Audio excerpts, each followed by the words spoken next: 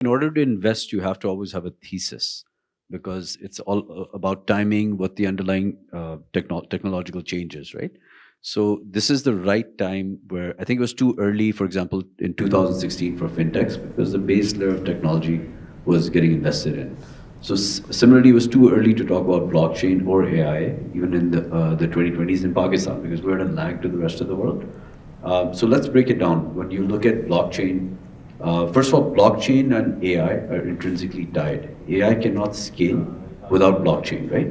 So to give you the analogy, at least what my thesis is, my fund is currently based on AI and blockchain chains intersection.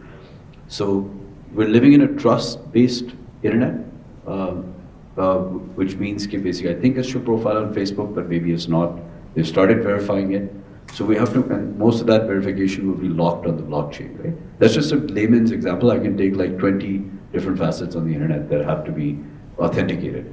And then we're going to move from a trust-based system to a truth-based system.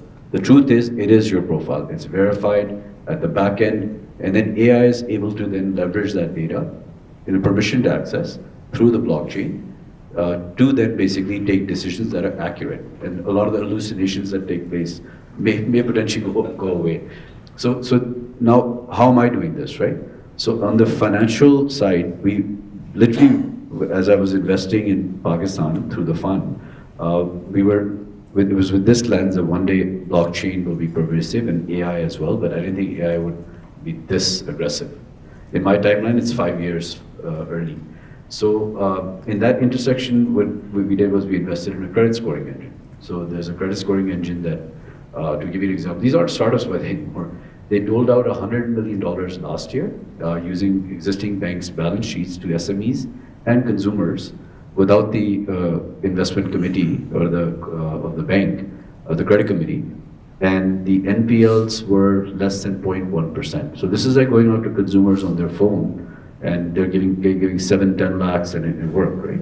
So this entire infrastructure eventually has to upgrade to the blockchain. So other payment companies are exploring stablecoins. So that element of blockchain is where I would say that's the SWIFT disruption, which is the banking system when you wire money in and out of the country. That's going to, in my opinion, shift to stablecoins in some parts of the world. And it's going to switch to central bank digital currencies in other parts of the world. I think Aisha was talking about this earlier. The world is divided in two. One segment has chosen stable coins, which is like the free banking era of the 1900s in the US. If anybody wants to go read on that, where banks would issue currencies. In this case, it's going to be technology companies as well. So you may see a Meta coin. You may see a TikTok coin as well, right? But regulated, not like a free market entirely. You have to have reserves there. So that's one element. The other one is basically the central bank digital currency. So how would my portfolio companies do it? So they would integrate for remittances or cross-border settlements with the renminbi or associated stablecoins. For me, the preferred one is USDC because it's publicly traded, it's audited well. USDT I used to be hesitant about, but I think it'll get better now. So those type of things you're looking at. And then the other case that I think is the most profound case is, again, when I mentioned tokenization itself, real world assets, that's where it gets really interesting when you're investing. It's fractional investment in real estate. So a non-fungible token or NFT is nothing more than just your title of a land. So one house is not the same as the other, so therefore it's non-fungible. And so you have all the records of that sit with CDA, for example, or LDN or DHA, those will be in a token. Now, the trust element there is higher because all the data is there. So now suddenly, let's say I need liquidity. Most people's assets are locked up in plots or lands, right?